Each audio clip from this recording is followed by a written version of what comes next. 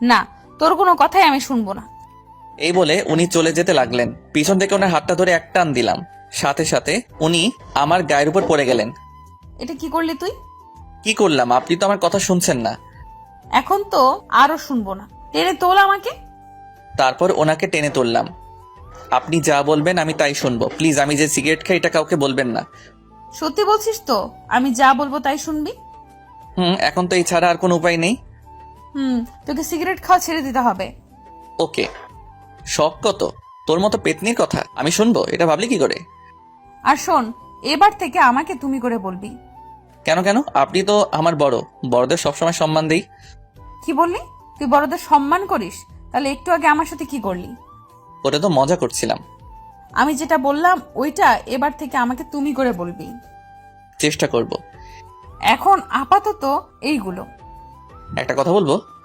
বলে ফেল। রাগ করে থাকলে আপনাকে দেখতে আমার ভালো লাগে। কি কি বললি? আবার বল। না, কিছু না। তাহলে এখন আমি আসি। কেন, আমার সাথে থাকতে কি ভালো লাগছে না? সন্ধ্যা হয়ে গেল, পড়তে বসতে হবে। আচ্ছা ঠিক আছে, এদিকে আয়। কেন, মারবেন নাকি? না। তারপর আমি ওনার কাছে গেলাম। কিছু বললে বলেন। চোখ বন্ধ কর। আচ্ছা, করলাম। চোখ বন্ধ করার সাথে সাথেই আমার গালে কারো ঠোঁটের উষ্ণ ছোঁয়া পেলাম। এটা কি হলো? চোখ মেলে দেখি রাইসা আপু নেই, চলে গেছে। উনি আমাকে কিস করলেন কেন? হয়তো ছোট ভাই হিসেবে। তারপর আমি আমার রুমে চলে আসলাম। একটু পরে আম্মু নাস্তা নিয়ে আসলো। নাস্তাকে পড়তে বসলাম। পড়তে পড়তে রাত 10টা বেজে গেল। তারপর আমি উঠে আপুর রুমে গেলাম। এই শোনো। কি বলবি বলে ফেল। আব্বু এখন আসছে না যে?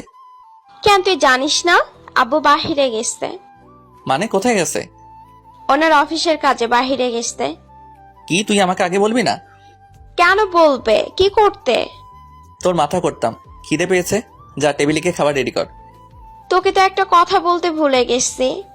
কি কথা? তোকে রায়সা খুঁজছিল।